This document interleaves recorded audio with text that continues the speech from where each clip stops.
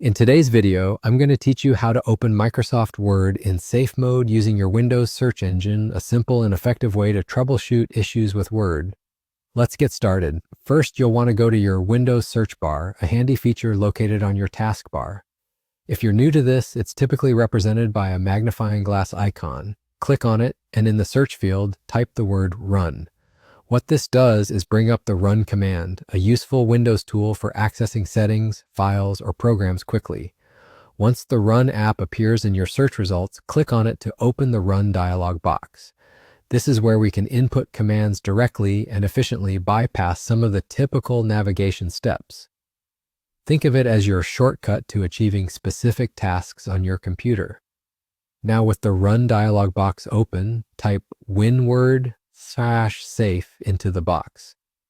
It's important to include the space between WinWord and /safe because this command tells your computer to open Microsoft Word in safe mode.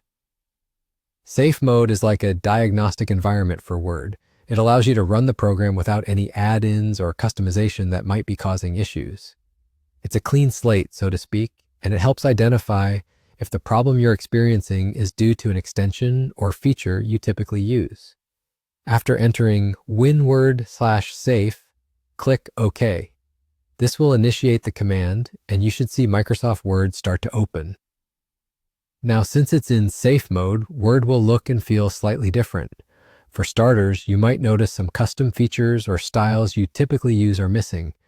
Don't worry, that's completely normal. The goal here is to determine if those extras are causing any trouble. And that's it. You've successfully opened Microsoft Word in safe mode. This process is incredibly useful when you're troubleshooting issues like crashes, unexpected behavior, or if Word just isn't operating smoothly.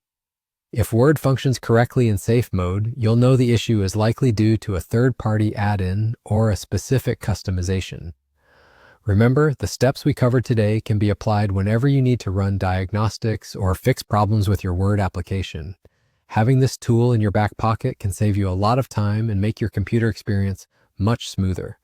Thank you for watching, and I hope you found this guide helpful. If you have any questions or need further assistance, feel free to share your thoughts in the comments below. Don't forget to like and subscribe for more helpful tutorials. Have a great day, and see you next time.